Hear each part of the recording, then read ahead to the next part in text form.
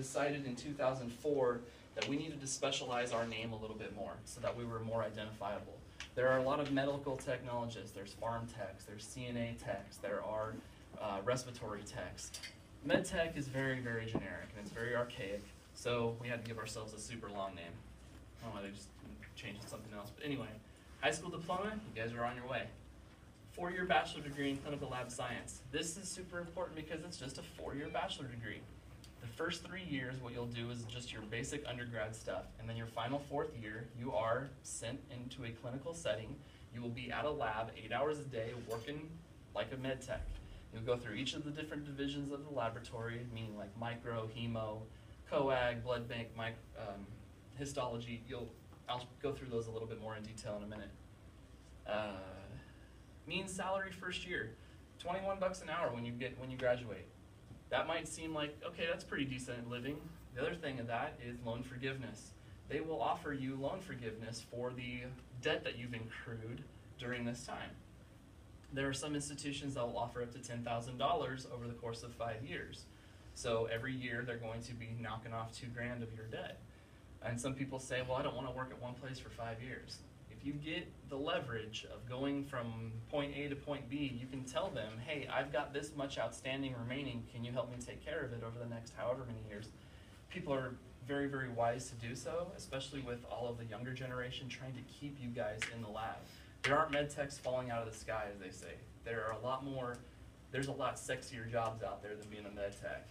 So you got to kind of, sweeten the pot a little bit by saying, look, you're going to be dealing with a lot of stuff that is super important. You can't do our job. We can't perform all of these medical procedures without you guys in the lab. And to do them correctly, accurately, and the first time saves millions and millions of dollars. I can't tell you how much money goes to waste because things have been done incorrectly just because there's been lack of training or lack of monitoring, those type of things. The mean salary, this was the first year, this is the average national salary, and I'm talking a floor to ceiling anywhere from 40 to 80,000, depending on where you live, what you do, if you're specialized or not. I think this is probably people that there was 10,000 people that replied, so they're anywhere from first year to 40 years, veterans. Supervisor role. So if you've got your 4-year med tech degree and you move into a supervisor role, this is what your mean salary is going to be when you move into that position, which means that you're going to be overseeing all of your techs within your lab and helping them get to where they need to be. Medical technician. Difference between this one and a technologist is education. 2 years associates. High school diploma obviously first. Your 2 years associates is less debt, which is not that much a difference in first year pay. It's only $6,000. This is about $18 an hour.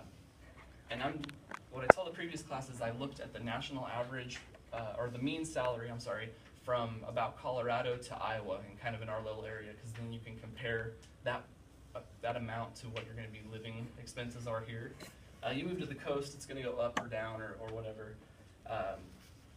Previously, I had looked in Hawaii, and they have open positions there that you can actually be a traveler. You can work 18 weeks in Hawaii. They'll pay your room and board. They'll pay you for a vehicle for you to have, and then they'll pay you a salary on top of that. It's up to you to kind of do the benefit thing. With the new laws of having health care required, I think they've had to tailor that so that way you're getting kind of the minimum medical requirements, so that way you don't get busted for taxes or whatever. Supervisor role, if you were a MLT, the only difference between the MLT and MT is your education and your ability to work within certain environments.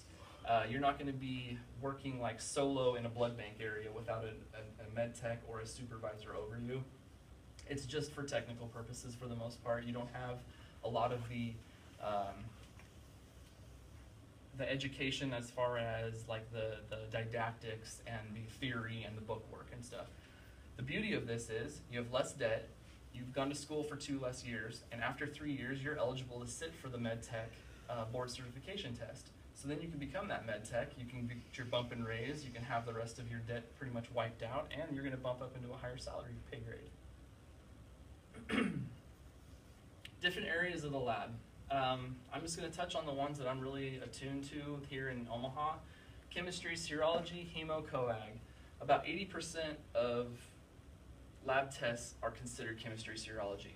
So you're talking like hormone therapy, just your basic health. Someone goes in for their yearly physical and they have a lipid profile and a chemistry profile then. People that have diabetes, they're going to get their glucose monitored. Even though they're doing finger pricks and they're checking it on a glucometer, they need to go in and have a full sample done once in a while so that way they can monitor what kind of therapy they're maintaining.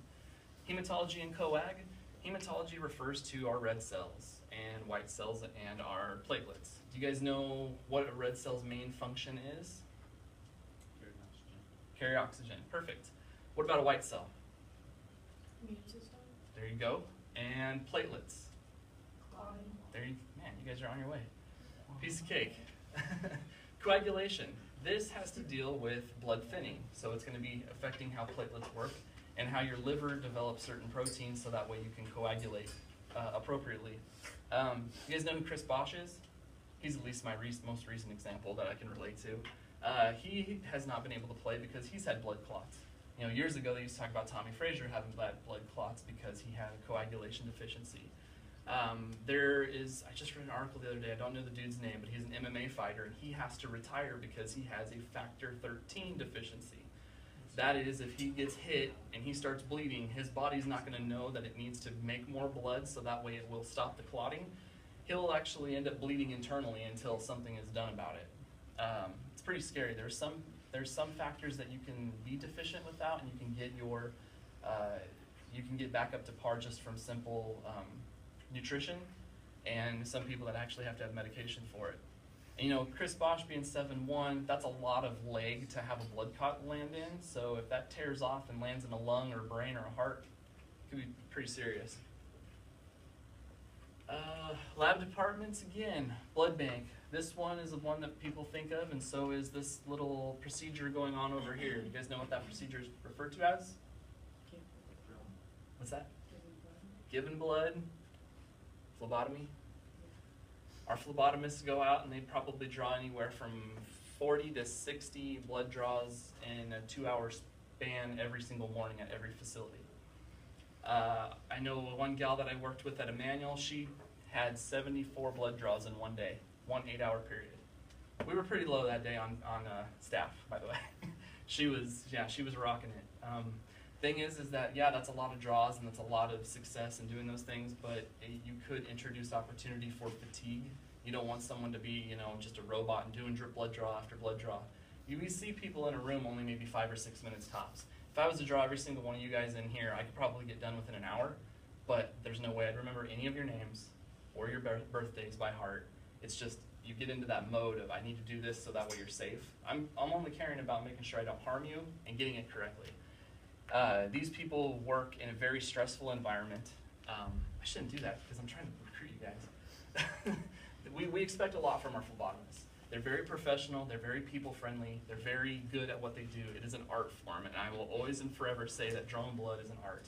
Because if you don't do it after a while, it's not a bicycle. You don't just get back on the thing and ride. You got to kind of get your feel back.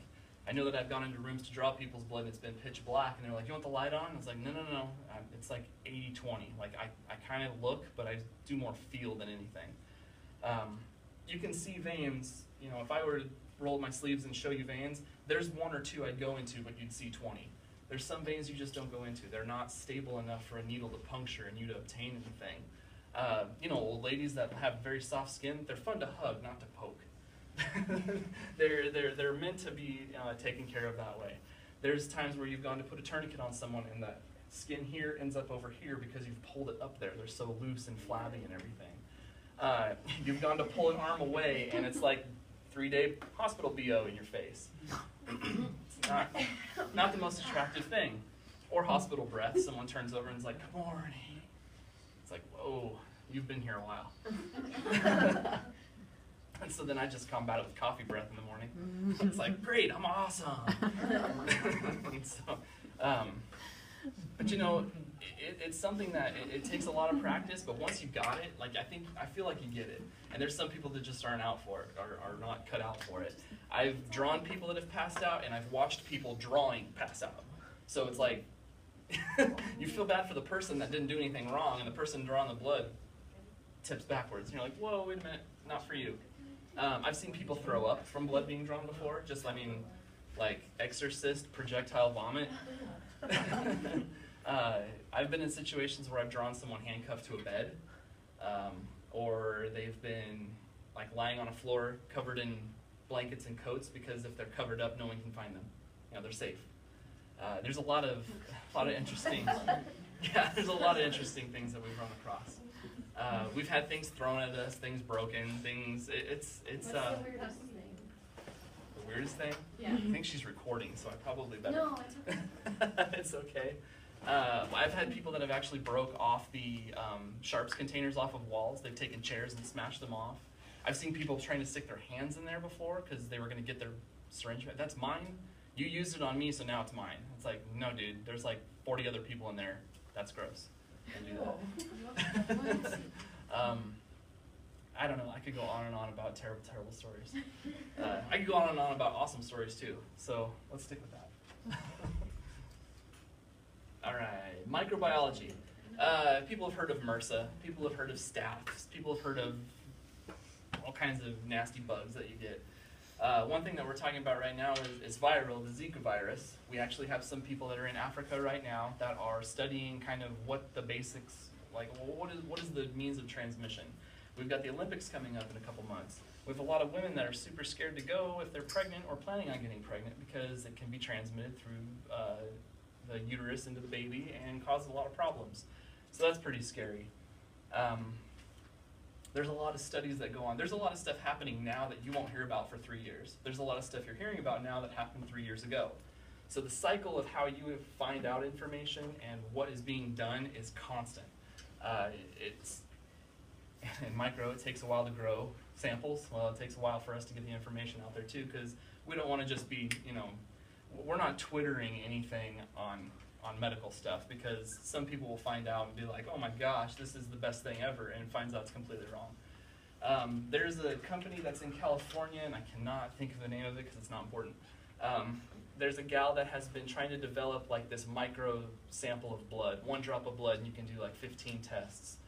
Well, that's super, but how accurate and how well can you replicate that? Even the variability, if I was to prick my finger and drop 10 drops of blood, the consistency between those 10 drops of blood would be, there'd be a 20 to 30% difference between each of those. I don't trust that for your guys' health. I wouldn't want somebody to go in and say, okay, well, let's do 30 drops of blood and we'll mix them together and we'll use that.